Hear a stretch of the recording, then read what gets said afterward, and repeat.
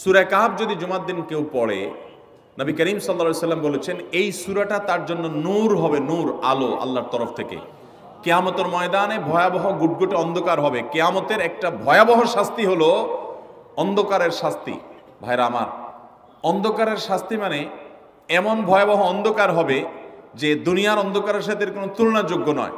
সেই ভয়াবহ অন্ধকারে কিছু আমল আছে যে আমলগুলো মানুষের ওই অন্ধকারের মধ্যে আলোর কাজ দিবে। এর মধ্যে একটা হলো এই সূরা কাহফ।